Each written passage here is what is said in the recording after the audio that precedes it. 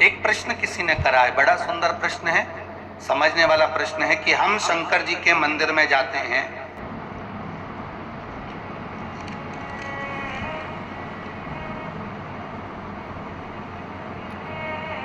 क्या होता है?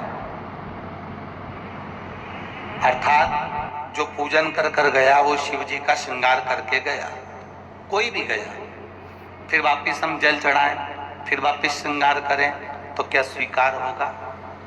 एक सहज वाली बात है, बहुत सुंदर प्रश्न है। इसका उत्तर भी बड़ा सरल है कि आपके पहले कोई पूजन करने आया पशुपति व्रत का या सोमवार का या मंगलवार का या बुधवार का, जो भी पूजन करने आया उसने पूजन करा, श्रृंगार करा, इसके बाद में आप पहुंच गए, आपने भी लोटा भर के पानी चढ़ा दिया, तो क्या भगवान स्वीकार करेगा?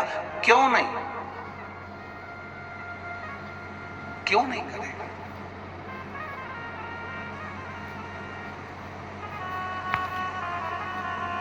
एक पिता के 5 पुत्र हैं, बहुत सरल भाषा में समझना है इस प्रश्न का उत्तर। एक पिता के 5 पुत्र हैं, पिता के लिए 5 पुत्र बराबर हैं। बोलो सही है कि गलत है? माता के लिए, पिता के लिए ये 5 पुत्र बराबर के हैं महाराज। इनके पास में कपट वाला भाव नहीं है। बड़ा बेटा आया, उसने कहा पिताजी 50 रुपए देना मुझे, पिताजी ने उसको 50 रुपए दिए। मंझला बेटा आया, पिताजी मुझे 100 रुपए देना, ले बेटा ये ले। कोई आया, मुझे 200 रुपए देना, हाओ बेटा ये ले। कोई आया, मेरे को 500 रुपए देना, हाओ बेटा ये। पिता के लिए सब बराबर है।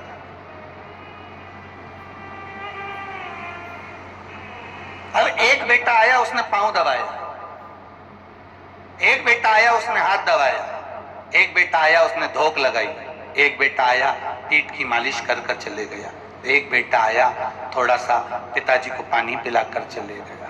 उसी तरह पिता प्रसन्न है कि मेरे 5 की 5 बेटे मेरी सेवा में लगे हुए हैं, मेरे 5 पुत्र मेरी सेवा कर रहे हैं। ये पिता की प्रसन्नता है, ये पिता की प्रसन्नता है। उसी तरह भगवान की हम सब औलाद हैं, भगवान की हम सब संतान हैं।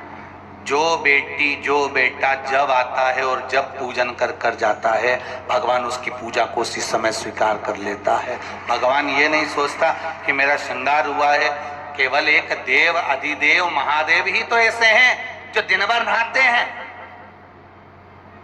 दिन भर उन पर पानी चढ़ता है, दिन भर उनका श्रृंगार होता है, दिन भर उनका आनंद होता है, दिन भर भोग लगता है, दिन भर दिया लगता है, दिन भर उनका स्नान पूजन होता है। केवल एक देव अधिदेव महादेव ही तो ऐसे हैं जिनके मंदिर में जाने का कोई मुहूर्त नहीं होता, जब मर्जी पड़े तब चले जाओ। सारे देवताओं के मंदिर में तो दरवाजे भी रहते हैं, सारे मंदिरों में तो दरवाजे और चौखट भी होती है, पर पहले का अगर नियम निकाल कर देखोगे तो शंकर जी के मंदिर में ना तो दरवाजा होता था ना चौखट होती थी।